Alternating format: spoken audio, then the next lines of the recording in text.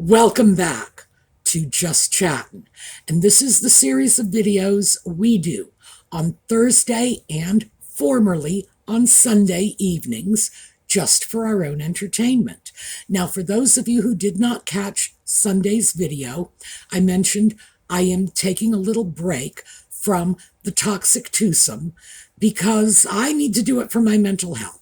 So instead of doing Thursday and Sunday videos, I am doing Thursday videos for a while. I'm going to take a little break, and I think when I come back, Sundays are just going to be something different because there's only so much wallowing in the muck you can do before you start to feel pretty mucky, and I need to change that. So for all of you Audie fans, he is around here somewhere. He's sleeping right now. Well, yeah, he's a cat. That's what he does. But I imagine he will be out because he has been very active today. Yellow, and let me get this up so you can see the yellow. Yellow for Catherine, for Lex's mom, for everyone dealing with cancer. We are wishing you the very best. This, by the way, is the first of my queen scarves. This is what started my collection of queen scarves. So I've had this one for several years, and it gave birth to a whole collection of these wonderful scarves. And the reason I call them queen scarves is I rather fancy this is very much like the scarves the Queen wore at Balmoral and Sandringham, and when she was out and about looking like somebody's grandmother with the kerchief tied under her chin. Always loved that, always made me feel good. So, queen scarf for Catherine, for Lex's mom, for everyone dealing with cancer. We have a couple of topics. One of them is going to take up more time than the rest. So I'm going to get through the quickies first, then we're going to move on to that, and hopefully we will have some fun. I will see you when we come back. 22 seconds.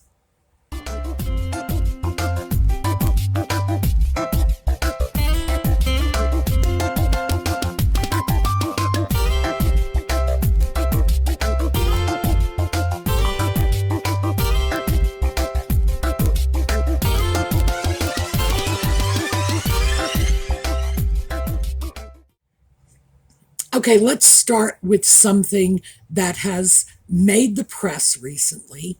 Apparently, Samantha Markle's attorneys, as they were presenting their documents to the court regarding the appeal of her case, continually referred to the sock puppet as the Prince of Wales. Now, everybody's making a big deal of this, but I want to throw this out as an American.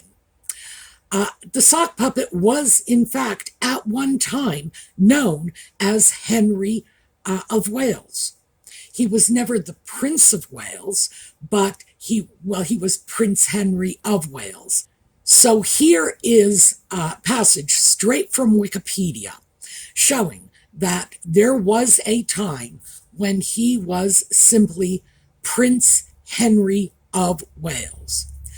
So it's very easy for me to understand that Americans who are not especially familiar with what goes on in terms of the naming conventions over in the UK would think that this might mean that he is Prince Henry of Wales or Henry Prince of Wales. It's tricky enough for us to wrap our heads around the notions of kings and princes and dukes and whatnot, and I understand the mistake. Apparently, a lot of people have gotten quite a laugh out of this, but I don't think that I'm going to ascribe ignorance to Samantha Markle's legal team for this. It's just a question of they're not sure how these things work. And they wanted to cover all of their bases. In other words, instead of saying,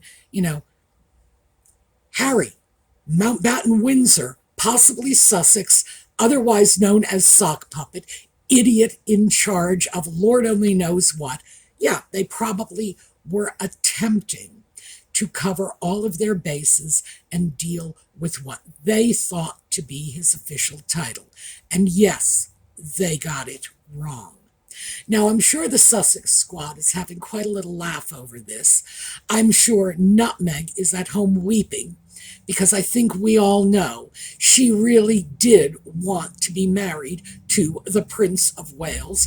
I don't think there's anything she would like better than to be in line for that throne herself. So, if there is a joke, the joke is not on Samantha. So I just wanted to throw that out because, like I say, it's been in the news. Another one that has been in the news is Nutmeg has been vociferously criticized for her use of the poppy when she and the sock puppet were giving their little videotaped public address to the people of Colombia. I found it confusing, to be honest with you. This is not something that's done in the United States, and let's remember, Nutmeg is an American citizen, always has been, end of story, and the sock puppet now claims that America is his home, and it has nothing to do with the Colombians, can't make any sense to them. But as I said in the previous video, I believe the intent behind this was nothing more than creating a visual connection between Nutmeg and the sock puppet and the royal family over in the UK, who are, in fact, wearing poppies because this is a British tradition. Nutmeg has never been pro-veterans affairs. This is just something brand new for her. But again, she jumps on whatever bandwagon she thinks will do her the most good. So do I think there is any legitimate desire to further the cause of veterans, or even to further the cause of the remembrance of fallen soldiers? No, no. Nothing more than Nutmeg's attempt to link herself to the royal family, and apparently she did a bad job of it, because unlike poppies here in the US, and our poppies are whatever you want them to be, as long as it's that nice orangey red, it can be whatever you please. No specific number of leaves or number of poppies or nothing like that. Just stick a poppy in your lapel. And in fact, when I was a child, the widely worn poppies, by the way, we wore them on Memorial Day and not on Veterans Day. But the widely known poppies, the ones you saw on the street corners, were made of like a sort of plastic-coated paper. They were disposable items that were usually handed out literally on the street corners by veterans of foreign war organizations. So we don't have the same structure regarding these poppies. But again, we're not even doing it at the same time of year. So I thought I would throw that out. Yeah, she's being called out for this. It's not sitting well with anyone. And the more she and the sock puppet attempt to exploit veterans for their own prestige and to enhance their brand, the more blowback they are getting, which is, in fact, a good thing, because, frankly, exploiting veterans for your own enhancement is pretty despicable. And if there was anything for which someone ought to be called out about, I would say that's it. Second only to our next item. So next on the list is this woman. Her name is Narinder Kaur. I had to look that up. I got no idea who she is. She is apparently some sort of talk show host, or I don't know, famous for being famous person in the UK. And she recently made a tweet, and I have the tweet here for you. So let's just take a quick look at this. The tweet reads, "Genuine question. Why has Kate aged so much? Isn't she only 42? Is she a smoker? It's the only explanation. Now, I don't think we need to be told that is vicious. And Narinder Kaur has been called out on this. And rightly so, because this is not okay. She is age shaming the Princess of Wales. She is implying that the Princess of Wales somehow looks worn and ragged. And let me just show you the photo that Kaur cited when she made this tweet. And quite frankly, I've seen an awful lot of pictures of Catherine over the years. I've even made slideshows of them. And this is not typically what Catherine looks like. Now, we need to start with Catherine suffers from resting bitch face. Sorry about that, but she does. A lot of people do. Kristen Stewart does, and she's acknowledged it. Farrah Fawcett did. And the reason she was always photographed with a big, wide, open-mouthed smile is because she knew this, and she would try to make sure she was never photographed with her mouth closed. Queen Elizabeth also apparently knew this. Yes, she had resting bitch face, and she was apparently aware of it. So, by the way, I do too. It's just that I don't care. That's all there is to it. I do not care. I would just as soon people think I am cross and crabby and give me a wide berth. Thank you very much. But this is one of Catherine's issues, just in terms of photographs. She tends not to look as good when she is not smiling. And furthermore, it's pretty clear that Narinder Kaur picked one of the worst possible photos of Catherine, who ordinarily looks fantastic. So, Kaur decided, after massive backlash, that she needed to apologize. Now, I'm putting that in scare quotes, because then the apology has hit the media, and the apology was frightening. There are YouTube channels who they specialize in things like the 20 worst apologies of all time. This is going to hit the next list, I promise you. So let's take a look at this apology. If you want to actually see the video, I have it referenced in the video notes below. Take a look. I am just going to give you a synopsis of what she said. And I've got notes, huge notes, because this ridiculous diatribe ran on and on and on. So let's start with the fact that she said that her comment was not intentional. She didn't intend the comment to be nasty. How could it not be? How could anyone have written a comment like that and have had an expectation that it would be interpreted in any other way? So either she's out and out lying, or she's even more of an idiot than she comes off to be in this video. And frankly, she really doesn't come off all that bright. So she further says that she apologized if her comment caused offense. In other words, sorry, not sorry. She never said, I'm sorry if I caused offense. No, if her comment caused offense, because after all, it wasn't intentional. How dare anyone blame her for this? But wait, there's so much more. She complains that other people have made the same type of tweets, but they didn't get the, quote, sexual, racial, or violent abuse that she received. So already, we are like not even 30 seconds out of the gate, and we're playing the race card. Oh, and she will continue to do that. But apparently, because other people said the same thing, she was targeted specifically because of her race, her gender, who knows, And if other people said it, well, does that mean it's okay for her to say it? I don't know.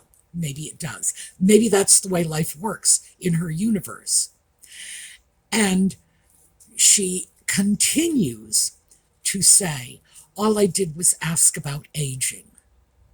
No, that's not what she did. She did not ask about aging. She made a very clear statement that Catherine did not look 42, that she looked much older. The implication was that she was aging poorly. She throws out the question, does Catherine smoke? Because that's the only thing that could explain this. Well, no, actually, wait.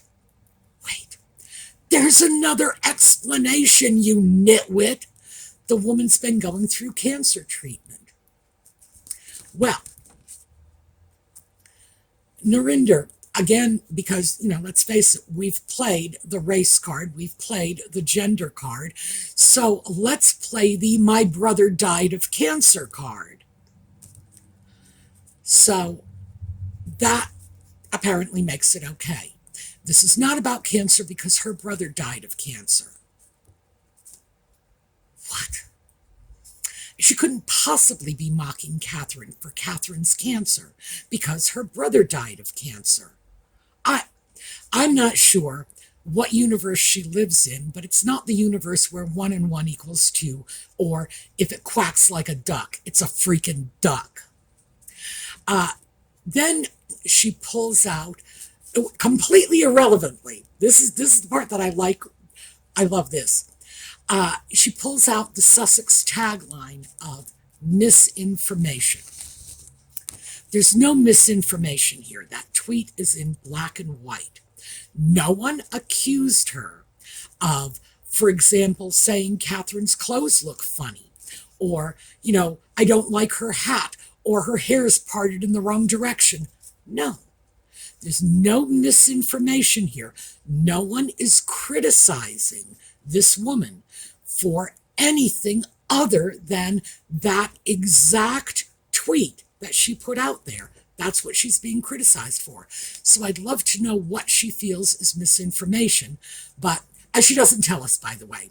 I listened to this whole ridiculous thing, and she doesn't tell us.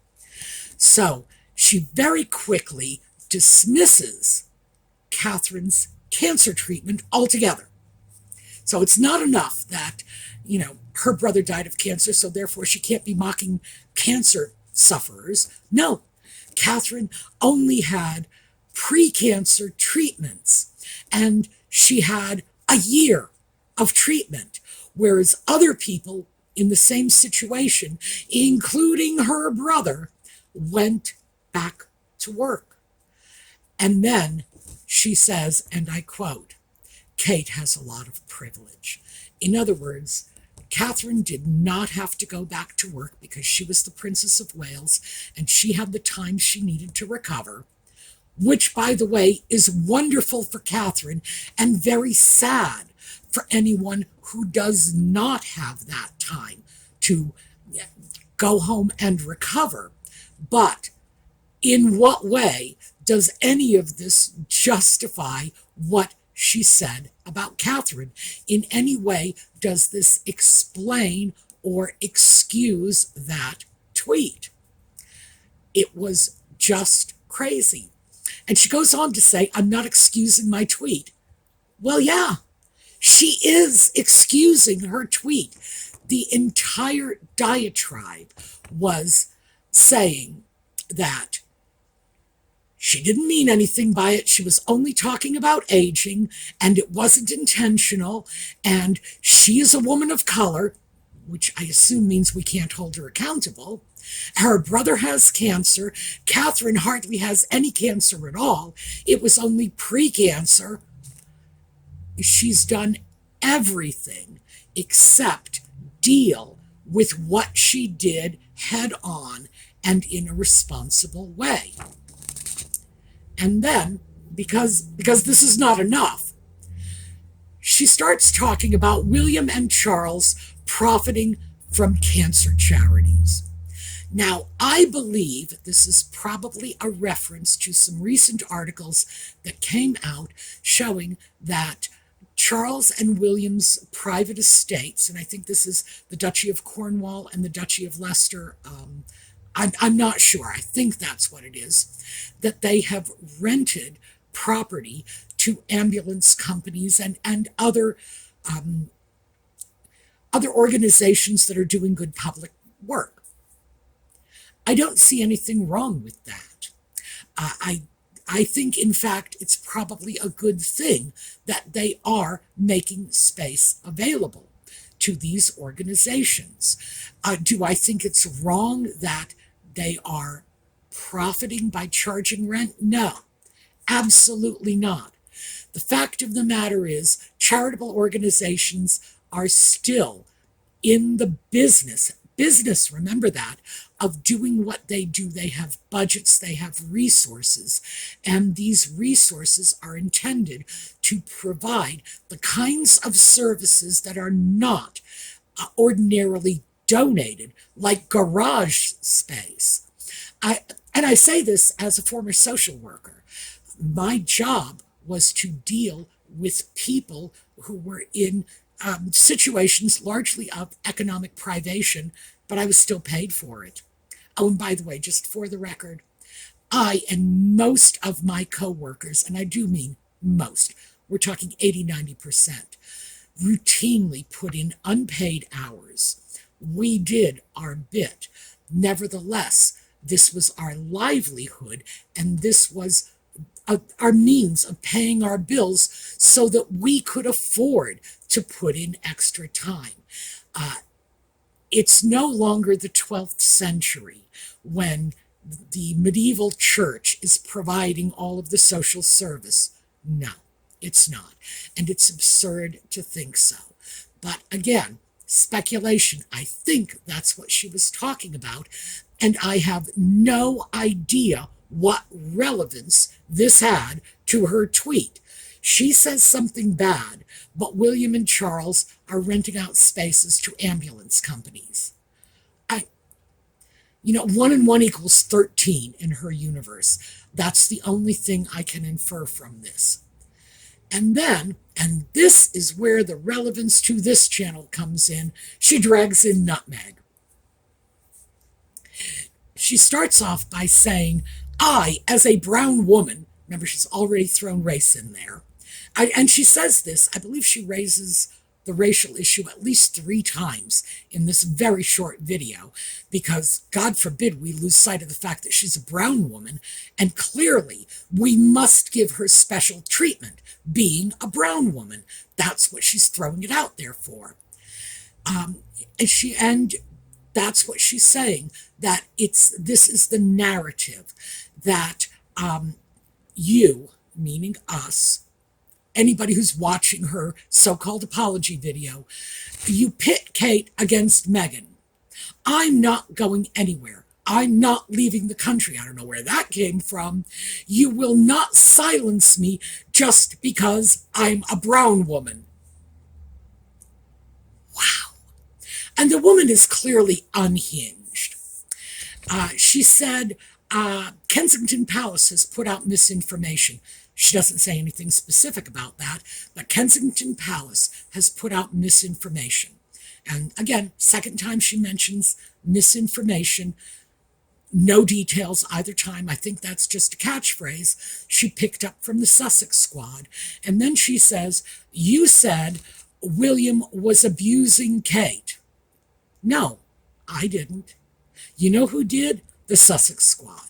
That's where that whole narrative of 6 to 8 months ago, when Catherine was first in seclusion with the cancer treatment, that's where that was coming from, the Sussex Squad. And in fact, it is the Sussex Squad that has been pitting Nutmeg against Catherine all along. It's certainly not the Megxit community, because in fact, most of us don't even want Nutmeg's name mentioned in the same breath as Catherine's. So, no, sorry. One of them is the beautiful and dignified Princess of Wales. The other is Nutmeg.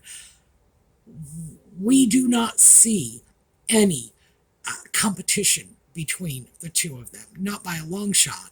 So this is the new narrative that court is throwing out, that that this is the Nutmeg versus Catherine.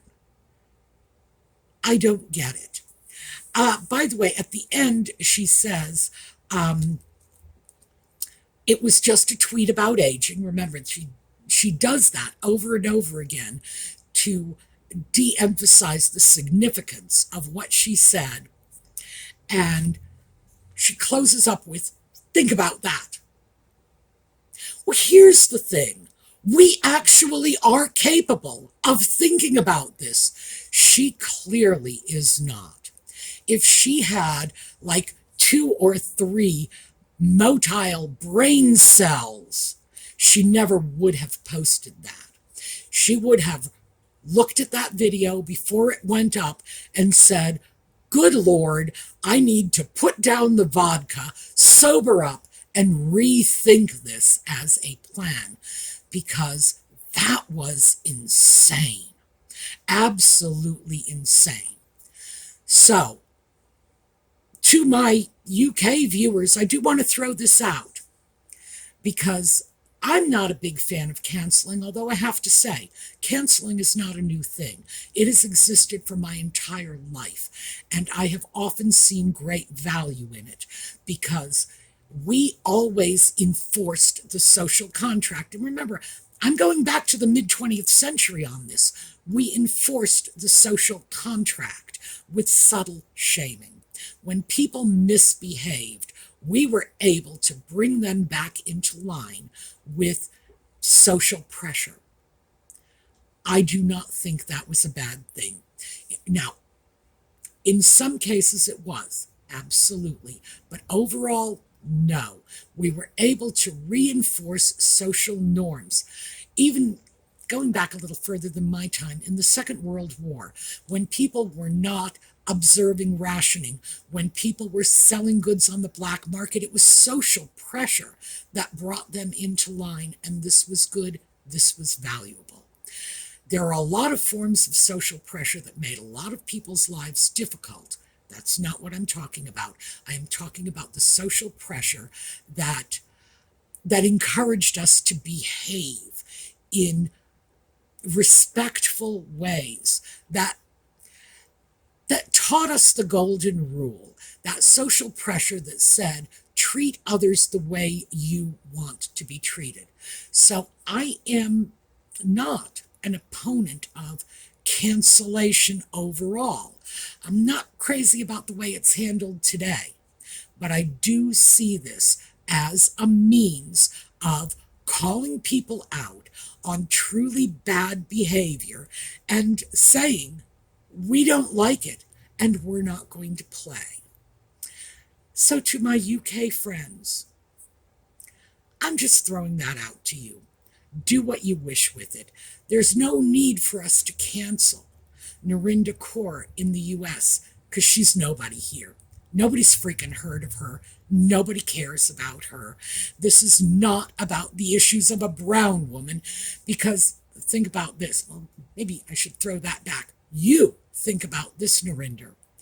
Do you think your comments would have been better received if they had been made by some elderly, privileged white man? I would say, Lord, no. And we certainly have plenty of proof of that.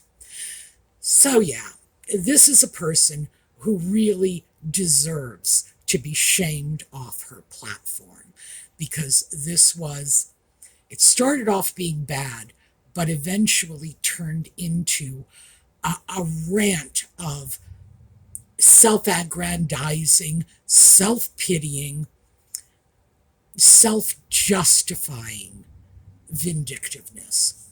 So, I just wanted to make sure you were aware of that. This is what the so-called apology is, and it is absolutely loathsome. Okay, that's what I have for you today. We're going to take a look at a slideshow on the way out. It is going to be the many faces of Catherine. By the way, that is what I named that slideshow. That's how it's marked in my files, because Catherine is a beautiful woman, And one picture of her at a time when she was probably very sad, given the circumstances. It was Remembrance Day, after all, caught off guard and not in the best of health. That's not who Catherine is. And I just think we could stand a little reminder of that. All right. I will see you all next time. And in the meantime, have a terrific day.